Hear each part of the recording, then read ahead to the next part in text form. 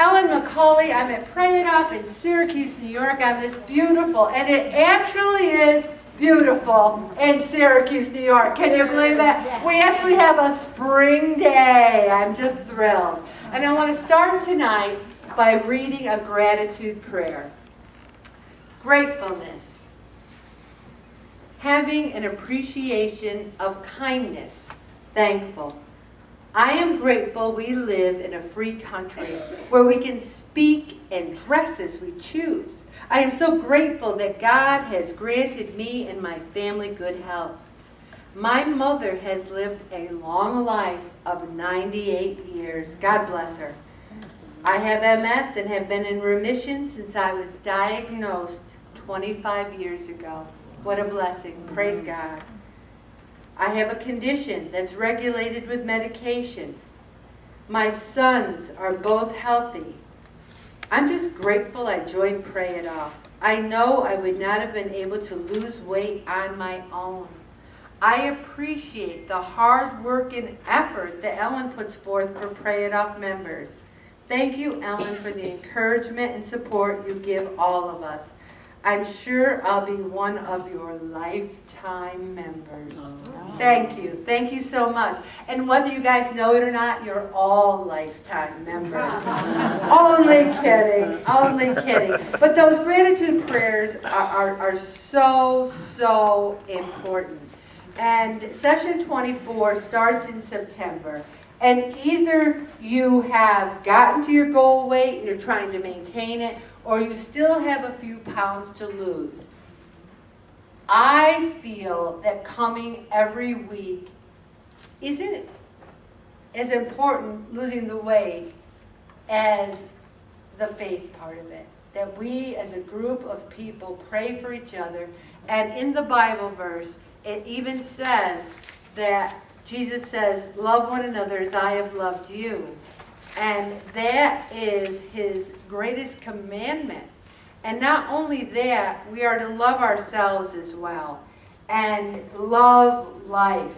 You know, one person said to me at the scale, I'm fantastic, I'm alive.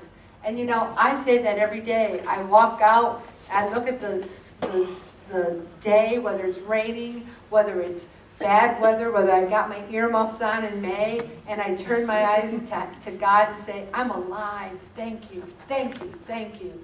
We are alive. But you know, one of the things that I want to talk about tonight is a topic that, believe it or not, in 12 years, never talked about. And it's boundaries.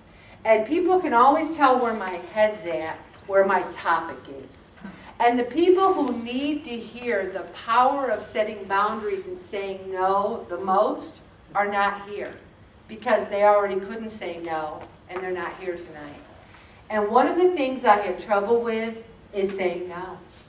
And we're going to talk about how we need to take care of ourselves, and sometimes we need to say no to food, no to overextending our time.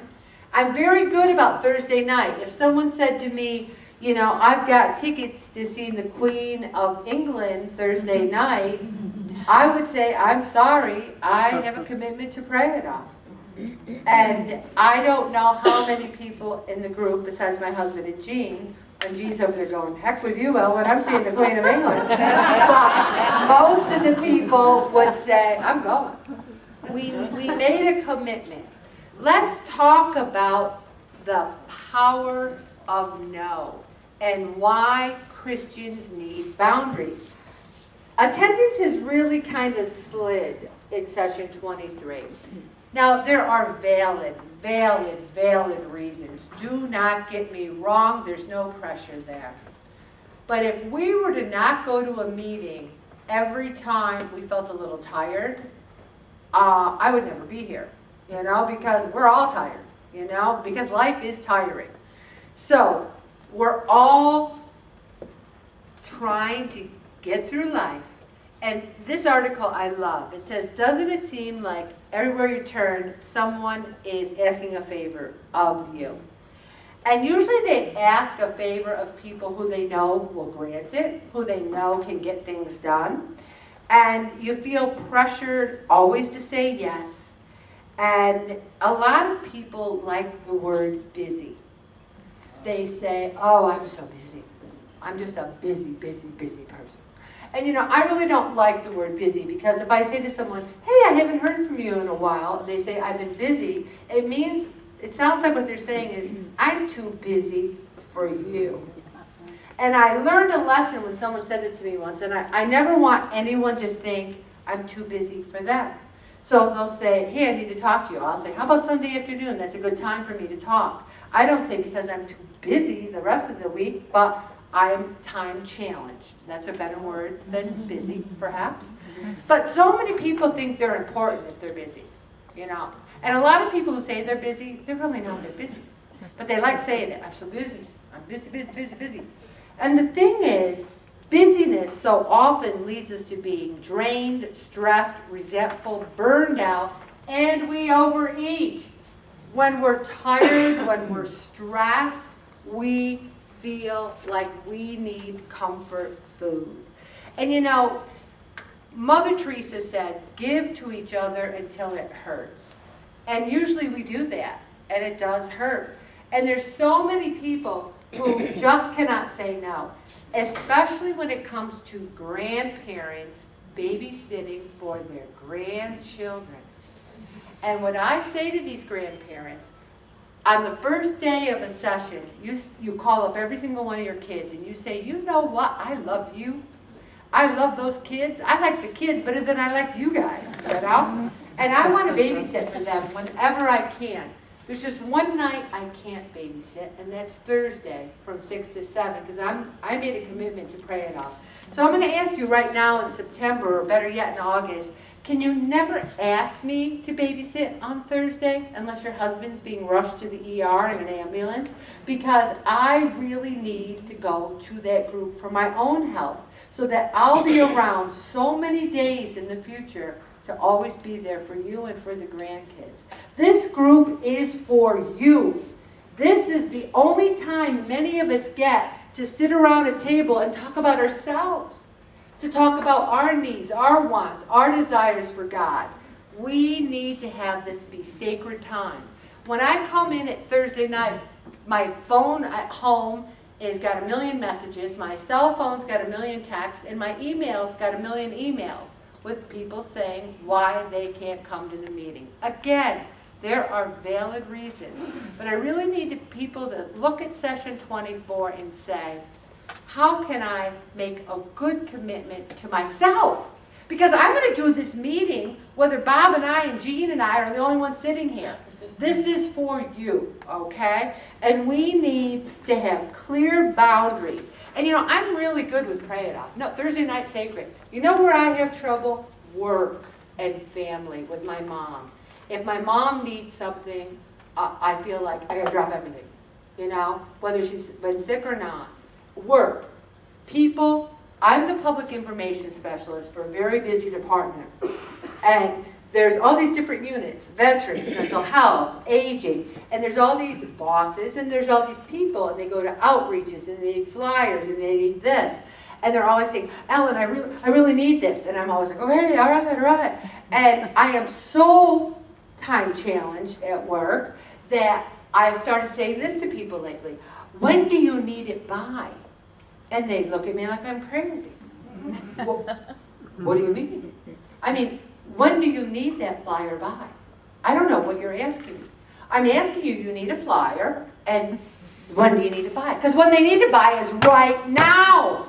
They want me to drop everything and do it, and usually I do. But when I have so much to do, so I'm trying to give the message to everybody, give me a little time, give me a little notice, give me a little leeway, and then that will really help. Don't wait till the last minute, because your lack of planning puts stress on me. Did anyone else ever find other people's life, their lack of planning puts stress on you? And then you feel like, I gotta do it. And I know this person will never watch the blog, because yesterday I got really kind of, I don't want to use the word angry. What word shall I use? Annoyed. Ticked, annoyed. All right, the day before, we had to take all the stuff to Drumlin's for the event. So this person said, I'm going to drive. I said, okay, because if I was going to drive, I would park out front and we could load my car, because otherwise I park in the garage, and I've already got hit there twice, and I have a really nice spot, and it's going to be a big event, and I might not get back in. She goes, no, I'll drive. So the next morning, we're getting all ready to go. She goes, would it be okay if you drive? No. And I went, what? I said, I've already parked over in the garage. Remember I said if I was going to drive? She goes, well, I really need you to drive. And I wanted to say, let everybody know. And I did. I said, oh, no, I really don't want to. She goes, well, I really need you to. Because blah, blah, blah, blah, blah, blah. So guess what? I drove. Wow. And the thing is, why can't I say no? It's because I don't want anyone to get mad at me. I don't want anyone. And then when I did say no, I'll tell you the truth. I said, no, I really don't want to, and you said you were going to. Then I walked away. Then I came back, and there was like 3 other people, and she was standing there going, and I'm thinking, you're talking about me not driving. And I said, I'll drive. And I went and got the car. And then I thought, do I care? Do I care that other people are going to talk about me? Do we care, everybody? Do we care? Yes, I think we do, kind of. So then the thing is, I said to Bob, why can't I say no and stick to it? Why can't I don't care if people are going to talk about it? And that's where I get in trouble. I overextend myself because I don't want to make people upset.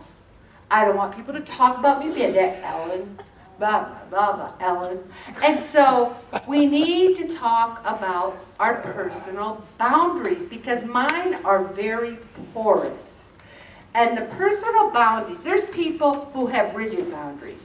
They don't have close friends. They never ask for help. They don't have a lot of close relationships. They never tell their personal information to anyone. Like you'll say, how are you? And they'll say, why do you want to know? I'm not telling you how I am. Why are you so nosy? Why are you asking me so many questions? What? And then they keep people at a distance. Well, I'm not rigid. And there's nobody in this group that's rigid. So let's go right to boundaries. Overshares personal information. Now, a lot of you telling me about going to the bathroom at the scale, a little personal, but I don't mind. I don't mind. You can overshare your personal information with me. But did you ever meet someone and you're standing at the elevator and you're waiting and you're like waiting and they turn to you and they go, I just don't know what to do. I haven't gone to the bathroom in 3 days. And you're like, and you don't even know who they are? I think they have a very porous boundary. All right. Difficulty saying no to the request of others. That is me, that is me, that is me. I don't want to say no because I don't want you not to like me. Think I'm nice, wonderful. Oh, Ellen's so nice. Ellen said, no, that bad person. Over-involved with other problems. I'm not so much that, but maybe some of you guys are. Dependent on the opinions of others. Oh yeah. I used to be in plays all the time, and I would get up there and I'd sing Bloody Mary, and I'd sing Happy Talk, but I wouldn't know if I did a good job or not until someone else told me. Someone else said, you really did a good job. You were the best Bloody Mary. I saw Bloody Mary on Broadway, and you were better than her. And I'm like, really? Wow, I did a good job. Why can't I just think I do a good job all by myself? Why do I need that other validation? There's one of my poorest boundaries. Accepting abuse or disrespect. I do. I accept that sometimes because I think maybe I deserve it. Maybe I deserve to be abused a little bit. I want to get better at that. Fears rejection if they do not comply with others. I'm not going to ask for a show of hands, but I think there's a lot of us in this group who have a couple of extra pounds on because when we do give everybody else what they want, we're tired, we're exhausted, we go home and say, give me the rocky road. Give me the cookies. Now, how can we do some healthy boundaries? We need to value our own opinion. We need to say, I did a good job. Jesus doesn't think we're not being humble if we say, I did a good job. Jesus wants us to do a good job. We don't compromise our values. That I don't do. But I compromise my time. I compromise what I want to do sometimes. Shares information when appropriate, that's fine. Knows your wants and knows how to communicate them appropriately. Because what I end up doing, and I don't do it like I used to, is I would comply, freak out. I'm tired. I can't do that. Leave me alone. Anyone else ever freak out? When you feel like I've complied. Accepting when others say no to them. Accepting. I can say no sometimes. Also, it's funny. A lot of people have a mix of boundary types. Like, they're very healthy when it comes to their family, but they're very unhealthy at work. Also, it depends on your setting. You know, sometimes you feel like, I'm a big hugger, but I don't go to the Dome and start hugging people coming into the door because I don't know those people. I hug people here. Also, different cultures. Italian, Irish, we have, oh, just give me some love here. But the English, oh my gosh. I saw the Pope in a papal audience in 1975. I was freaking out. The Pope! Oh my gosh! The Pope! The Pope! And these two people next to me go, you must be an American. I can't do it. But they were from England, you know? And they were like standing there, the Pope. So anyway, I'm going to stop right there, Mom.